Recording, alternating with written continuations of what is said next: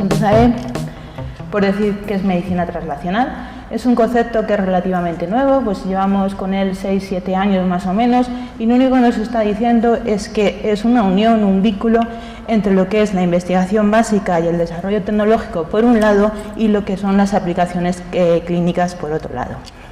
Con esto lo que intentamos es conectar directamente lo que es la investigación básica con el cuidado del paciente. Es decir, ya no es médico solamente hacer investigación básica como tal, que se tiene que seguir haciendo, sino que eso lo aplico directamente al cuidado del paciente. Y aquí está nuestra primera herramienta que vamos a desarrollar en el instituto, que es la bioinferencia. ¿Por qué? Porque nosotros podemos transformar esos datos que obtenemos, esos datos que nos van a llegar del mundo de la biomedicina, en posibles vías de diagnóstico y por medio de los médicos en tratamiento de los pacientes. Bueno, donde aquí represento lo que serían los dos protagonistas, que son la ciencia, en ciencia digo ciencia de ciencia y tecnología, por supuesto, y la clínica. Como todo científico, el científico tiene avidez por saber, entonces lo que se busca es un conocimiento, la búsqueda de un nuevo conocimiento y por supuesto ese conocimiento que se adquieren de nuestros experimentos tienen que ser generalizados, es decir, no se centran exclusivamente en la muestra en la que está trabajando, sino que vamos más allá y se generaliza a otros estudios, no en concreto procedentes de la muestra. Bueno, pues con estos resultados, mediante medicina translacional, lo que queremos es transferir esos resultados directamente a lo que sería el hospital, es decir, a la clínica. ¿Vale? En la clínica tenemos otro personaje importantísimo, que es el médico clínico, que es el que está en contacto directo con el paciente. Este médico lo que hace es escuchar al paciente, y cuando digo escuchar al paciente me refiero a que escucha al paciente y adquiere información de lo que te está diciendo. De tal forma que después lo analiza e identifica las necesidades que ellos tienen y que se le puede pasar directamente a la parte de ciencia. Es decir, identifico qué nuevas vías de investigación puedo llegar. Entonces, ¿cuál es la base de la medicina translacional? Pues la base de la medicina translacional es nada más que formar científicos y profesionales de distintas áreas de conocimiento con una cultura de colaboración en un ambiente multidisciplinar, es decir, nos vamos a encontrar a un físico, nos vamos a encontrar a un químico, un matemático, un médico y además, por lo general, hoy en día van a estar en distintos centros, es decir, no tenemos ahora un único centro de investigación, sino que tenemos una red de investigación y donde nadie queda excluido. Entonces, vamos a empezar por qué la bioinferencia. Bueno, pues nos damos cuenta que las técnicas actuales en biotecnología pues generan un gran volumen de datos.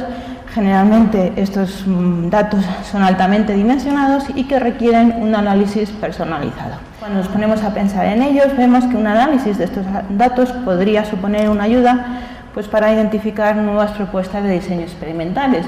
Es decir, nosotros podríamos, con los datos que nos dan, por ejemplo, indicar, mira, yo creo que esta proteína puede ser significativa para determinada acción.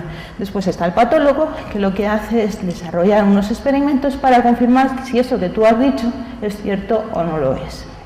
Podríamos diagnosticar y clasificar enfermedades y, por último, otra cosa que podríamos hacer es designar de forma personalizada pruebas clínicas.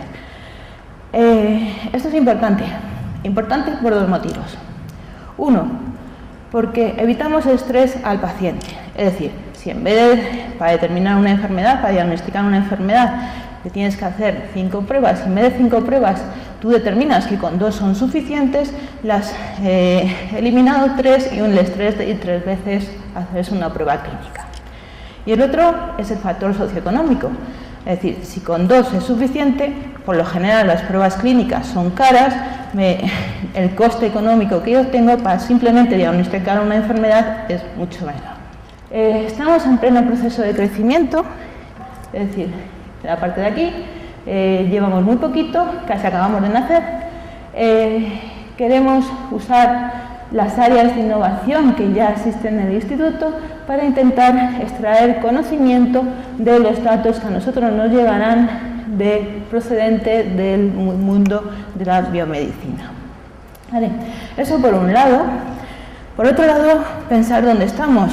Estamos en la Universidad Autónoma, en un campus de excelencia internacional, llevamos 1 año con esta categoría y eso lo que nos da a nosotros es un gran apoyo dentro del mundo de la biociencia. Bueno, pues si pensamos en daño cerebral, el espectro es enorme y no nos podemos dedicar a todo, y más cuando acabamos de nacer, digamos. Entonces nos tenemos que centrar en algo y nos vamos a centrar justo en bebés. ¿Por qué en bebés?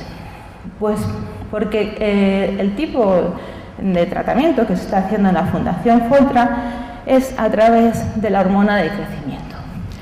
Lo que se hace es aplicar un tratamiento de hormona de crecimiento junto con fisioterapia. ¿Por qué? Aplicamos hormona de crecimiento, se aplica hormona de crecimiento para activar las células madre. De este modo, activando las células madre, lo que originamos es que se regenere ese tejido dañado, ese tejido cerebral que está dañado. Y mediante la fisioterapia, lo que hacemos es, a base de repetición, crear nuevas conexiones que vuelva a obtener o vuelva a tener las mismas capacidades, parecidas o similares capacidades que las que teníamos antes. Entonces, ¿cuáles son nuestros objetivos aquí? En nuestro caso, vamos a normalizar la información de las pruebas clínicas que nos van a llegar, vamos a detectar patrones de comportamiento y con ello pues elaborar un modelo predictivo. Y el último proyecto, el otro que estamos trabajando, es en colaboración con la Fundación 100, gracias al doctor Juan Albert Linera y Juan Antonio Tamames. Juan Antonio Tamames es de la Universidad Rey Juan Carlos. Y en este caso lo que queremos es identificar marcadores eficaces para el diagnóstico precoz. Y eso de precoz lo debería haber señalado más. Precoz de la enfermedad de Alzheimer. ¿Por qué precoz? Bueno, pues porque, por ejemplo, se están desarrollando vacunas terapéuticas activas en las que, bueno, no te impiden la enfermedad, no te impiden, pero sí que te retrasan la enfermedad. Si nosotros fuéramos capaces de detectar precozmente esa enfermedad, bueno, pues tendríamos la ventaja de poder aplicar, por ejemplo, esas vacunas. Para ello, de momento estamos trabajando con imágenes de resonancia magnética. Hay las dos posibilidades, tanto las tradicionales, lo que te dan es una anatomía del cerebro, como las funcionales, que son las correspondientes a cuando le aplicas al paciente un estímulo, por ejemplo, hablar, entonces ver cuáles son las áreas del cerebro y las áreas funcionales que se activan. Bueno, ¿y cómo estamos en el estado actual en este proyecto? Hemos presentado nuestros primeros resultados y estamos ampliando el estudio, esperando nuevas muestras y posiblemente también nuevas variables para el análisis.